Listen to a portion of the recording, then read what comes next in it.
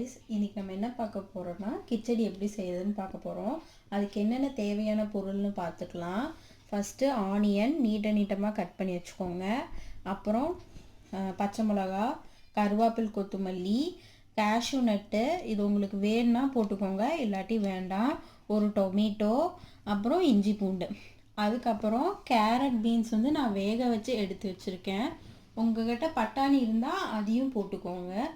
அப்புறம் ஒயிட் ரவா, அப்புறம் கீ, அவ்வளோதாங்க. ஃபஸ்ட்டு எண்ணெய் ஊற்றிக்கோங்க. அதில் கடுகும் கடலப்பருப்பும் போட்டுக்கோங்க. இப்போ வந்து சோம்பு, பட்டை, ஏலக்காய் இதெல்லாம் போட்டுக்கலாம்.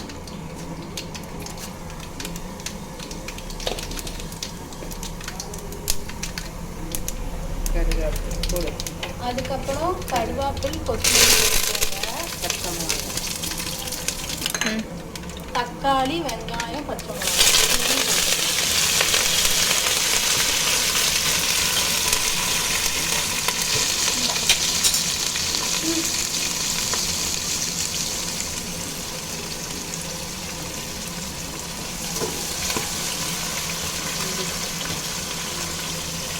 இஞ்சி பூண்டு பேஸ்ட்டு நல்லா வதக்கிக்கோங்க.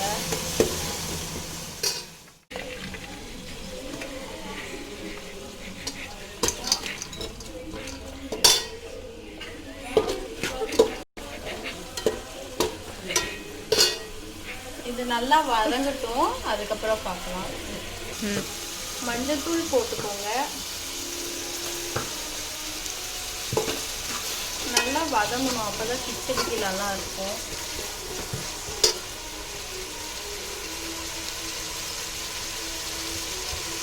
அந்த வெங்காயத்தை வந்து சால்ட்டு போட்டுக்கோங்க.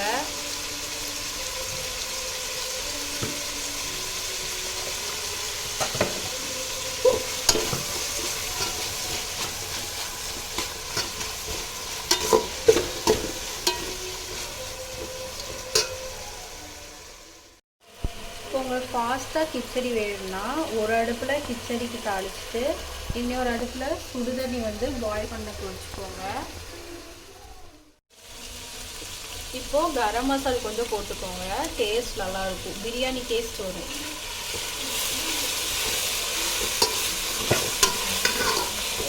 உப்புமா சாப்பிடாதவங்க இப்படி பண்ணி கொடுத்தீங்கன்னா நல்லா சாப்பிடுவாங்க.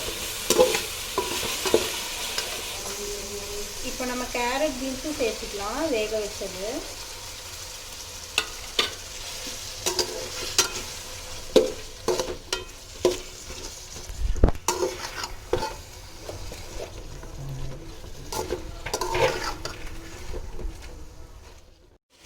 இப்போ நீங்கள் 1 கப்பு ரவை எடுத்தீங்கன்னா அதுக்கு 2 கப்பு தண்ணி எடுத்துக்கோங்க. 1:2 ரேஷியோவில் ஊற்றிக்கோங்க.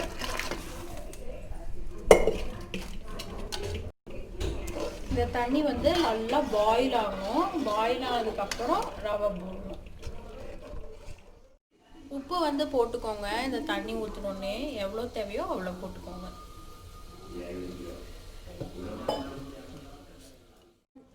இப்போ நீங்கள் இந்த தண்ணி வந்து டேஸ்ட் பண்ணி பார்த்துக்கோங்க. உப்பு, காரம், காரப்பத்திலினா மிளகாத்தூள் வந்து கொஞ்சம் போட்டுக்கோங்க.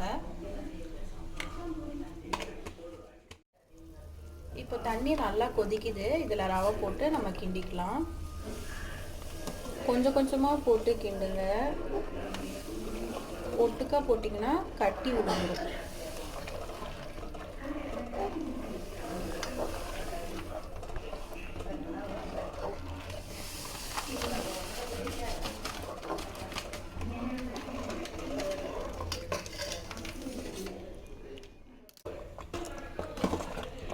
கொஞ்சம் மஞ்சத்தூள் கம்மியாக போட்டோம், அதனால தான் இந்த கலரில் இருக்குது.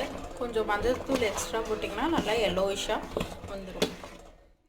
இப்போ ஸ்டவ் வந்து ஆஃப் பண்ணியாச்சு. கடைசியாக நம்ம கொத்தமல்லி தூவி இறக்கி வச்சிடலாங்க.